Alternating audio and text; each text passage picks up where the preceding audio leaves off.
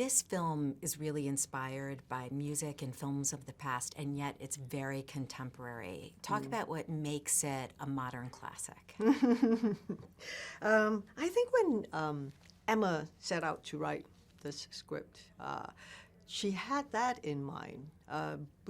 We've seen all the classics, we've seen all these kind of things, and I think she wanted to deal with the certain issues of today that's very relatable as well, apart from the things about Christmas that we already love and want to be. You know, when you watch a Christmas movie, you know, I want to see love, I want to see family, I want to see all the things that are very relatable about Christmas. Here she deals with people who are far away from home, who have emigrated to England, for example. Like my character, Santa, she's from China, but she's determined to make London her new home and to be a successful businesswoman. So she goes full on, like, you know, without deviation. And she's managed to do very well for herself.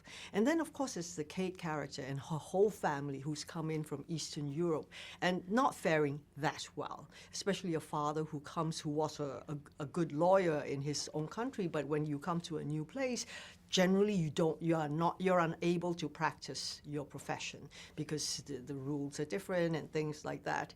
And then she deals with the people who are homeless, which are very prevalent around not just London, but in many of our cities today, and how we can, if we open our eyes and heart, to reach out to them. And I think at the end of the day, which, like all Christmas stories, it talks about family, it talks about redemption, it talks about forgiveness, because we all want to come together, and sometimes we hold on to anger or grudges or, you know, unresolved issues, then we don't come back for Christmas. And I find with this one is like, one thing you must learn to do is forgiveness. Why does Santa have such a soft spot for Kate? For Kate? Yeah. For forgiveness? Yeah. Why does she give her so many second chances?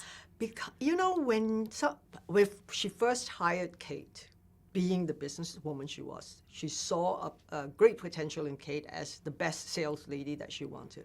And so it was for business that Santa took on Kate. And, you know, this is being a human being. As time goes on, you start growing fonder of someone. There are certain things, you know, and I think she, at the end of the day, Santa also wants to have family. She wants to have people that she can care for.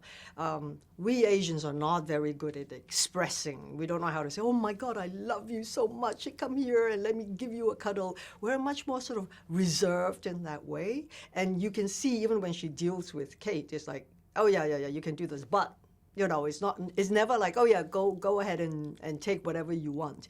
It's always to remind her, don't take it for granted. You know, you have to be appreciative. And I think that was so good for Kate because she was so lost in herself, drowning in her own self-pity as well, not being able to come out and go, it's okay, I can, you know, let people embrace me and not think that they're just trying to, you know, overwhelm me. And that tough love between Kate and Santa was actually very heartwarming. And I think that was the reason why she wanted to keep forgiving her, no matter how atrocious she was at some point, because she really saw a potential of a really good human being and a potential for someone who could have great success as well in her life.